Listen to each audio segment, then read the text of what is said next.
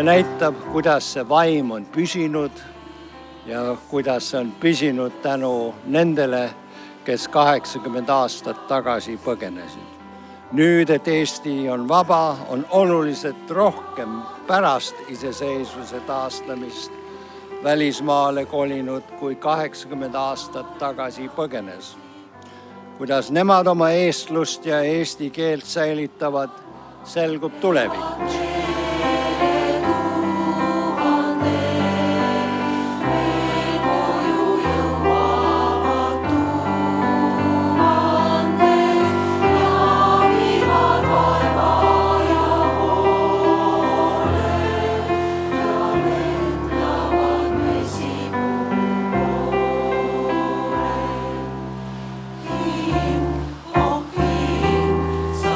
See ausammas on, et meelde tuletada, et mälestada seda põlvkonda, kes siit pidid minema. Ma mäletan minu perekonnas, kui ma olin väike, see jutt ja see rääkimine ja see kurbus jäi mulle lapsena meelde. Nii et nad ei tahtnud sinna minna ja mis me ütlesime Elole, kui me Elot kohtasime, nad jätsid oma südamed siia, nad jätsid oma hinged siia. Nad jätsid oma nooruse siia. Nad ei tahtnud minna.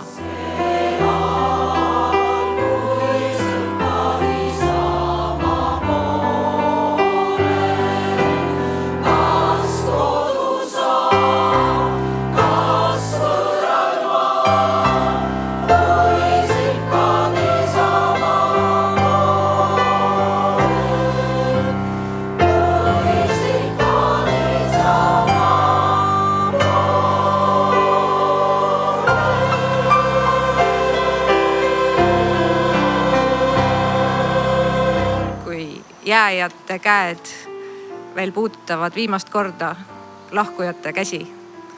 Kui lastakse paat liikuma, saadetakse paat teele. Ja mida need inimesed tundsid? Kui vähe aega neil oli kokku pakkida kogu nende elamine, kogu nende armastus, kogu nende suhted, mida jätta, mida mitte, mida kaasa võtta.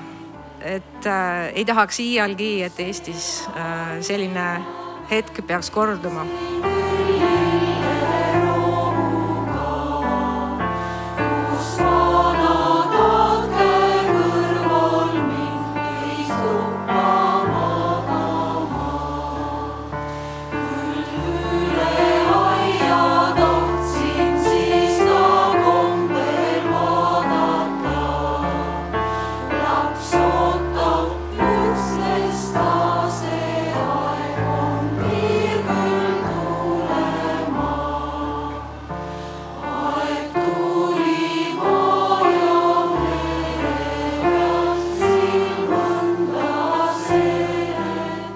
Ja kui me täna vaatame nüüd sellele 80 aastale tagasi, siis me võime tänulikud olla, et Eesti rahvas on elanud üle need ajad.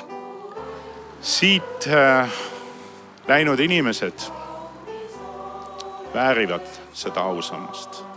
Nad hoidsid elus välismaal Eesti meelt, õpetasid oma lapsi ja lapselapsi rääkima eesti keelt, mõtlema eestimeelselt ja kõige olulisem hoidma südames Eestit.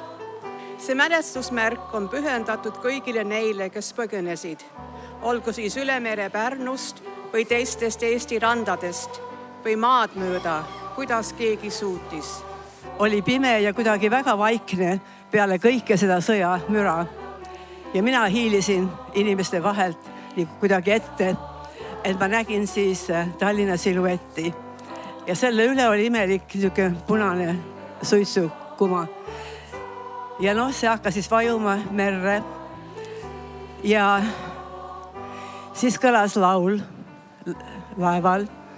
Mu isamaa, mu õnn ja rõõm. Läbi pisarate. See oli meie Jumalaga jätt Eestiga.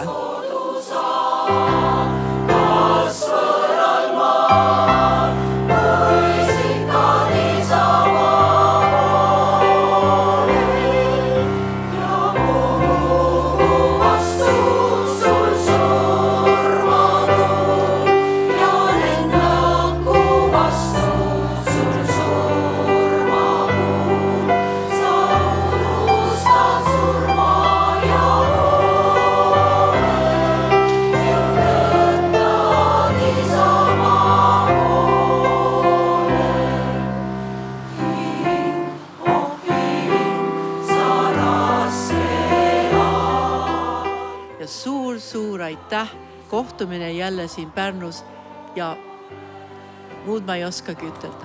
Tänan.